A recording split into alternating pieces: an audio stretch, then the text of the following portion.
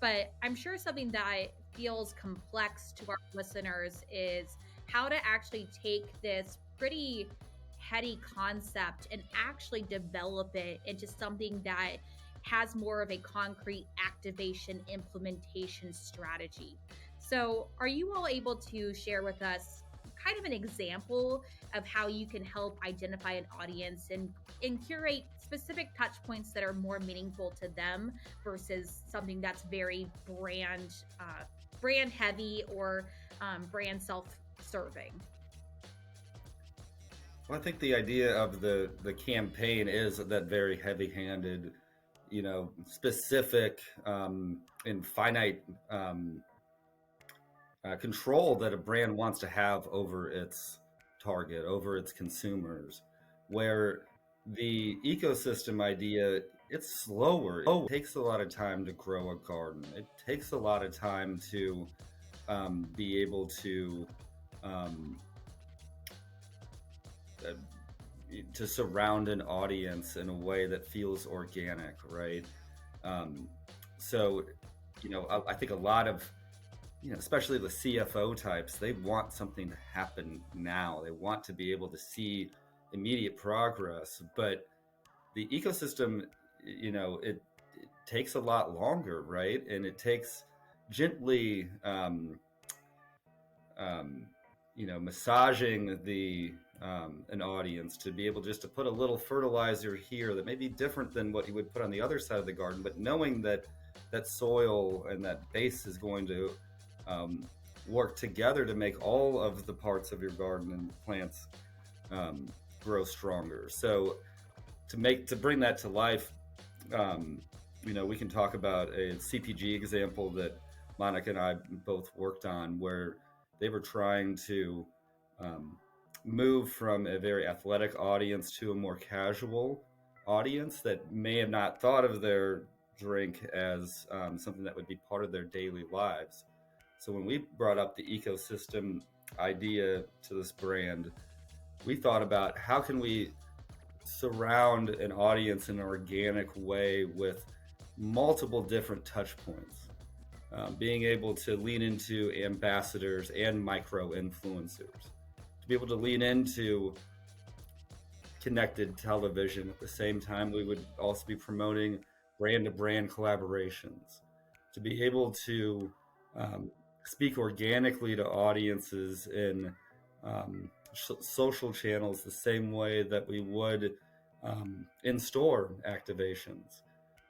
We know that consumers expect to be advertised to, but they also want to be surprised and delighted by the brands that they choose to help to choose to represent who they are in their lives, especially in the sports drink category that we're talking about here.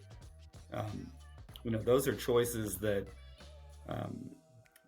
put them in put them in groups, put them in tribes, so to speak, right? So being able to give them so many different natural touch points across any place that they're going to go during the day, they have no choice almost but to start to love that brand because of the gentle way that you build that communication strategy around that customer-centric, not customer-targeted approach. I think also with the ecosystem model, it really helps create a one-to-one message. Like, while we're targeting millions of people possibly in our audience-centric approach, or maybe 10,000, it can range.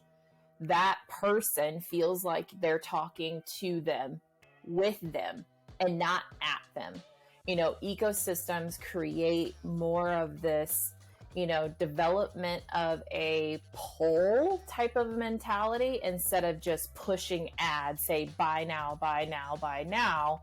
It is truthfully a conversation that you're starting with that audience and how the values and the psychographics that they believe who they are. And that's why the ecosystem focuses on audience centric, because we've listened to that audience. We listen to what they need, how they need it. what they see, what they don't see, what they really value in their personal lives, their professional lives, and even in their family lives. We engage with ecosystems in every aspect of that instead of really focusing on one, which campaigns do. Like, you're able to take a messaging map and really explore the person and the audience as a person, and not just a demographic or a geo. It creates a organic conversation where it's meaningful and it's one-to-one, and it feels more powerful than what campaigns can do these days. And while campaigns have all those aspects, it's the harmonization of the ecosystem, of how everything's interconnected and intertwined, really makes it so much more impactful. And how you can bring a total end-to-end solution for your client, and creating these pieces and touch points, because you have the full identity. And I think where Ryan talked about is like tribes or micro target audiences, they're still connected in a holistic way. You might have 10 sub ecosystems within the garden, but your brand is one ecosystem, and you're offering that value to each of those audiences, and it just creates a better understanding and a value to your audience and what your brand can give them. And to add to that, Monica, I think if you want to be a brand that engages a consumer group at a personal level, at a professional level, at a family level, that has to start with content today.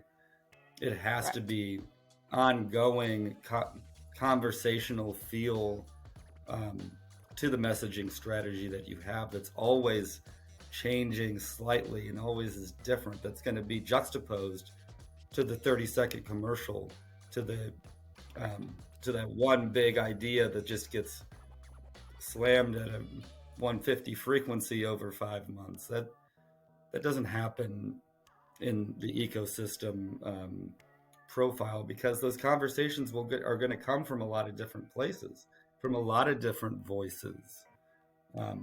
To be able to be that surrounding organic discussion, it can be in your favorite publication, it can be from your favorite influencer, it can be from an ambassador that you strive to be like, or it could be in forums from your neighbors in the UGC areas, right? It in fact has to have a lot of different voices. It can't come from one point of view. So you have to really be open. Your brand has to be open to taking certain risks by having those different voices represent your brand, but then also having a really, truly omni-channel strategy, breaking down a lot of the barriers that agencies have put up too. This is in the PR bucket. This is in the media bucket. This is in the creative bucket. The ecosystem doesn't care which agency has traditionally handled that area. You have to move fluently through that. So I think that does have ramifications for how you would set up your marketing department. You need both specialists and generalists to be able to move quickly and with a lot of depth in certain channels and areas, but to be able to move between those areas and to still have a cohesive brand message, brand strategy, to be able to leverage all of the different truly omni-channel touch points. There's probably 20 or 30 places that a well-oiled, fertilized garden is going to have 30 different plants that are going to come out of that. So I think a lot of times with this garden metaphor, the plant is the channel, basically. But today, you can't have a brand that's going to surround an audience without having strategies on a dozen different social channels, without having strategy on content publication partners, without having strategy for using traditional media that still is very important and impactful to many audiences. It has to be very holistic. So basically, what you're all saying is thinking about a plant as a channel. It completely makes sense that all gardeners know sometimes some plants are going to live in the garden, right? You thought it was going to work on paper, it should work, it doesn't work, and you're going to have to be okay with plucking out that investment, right?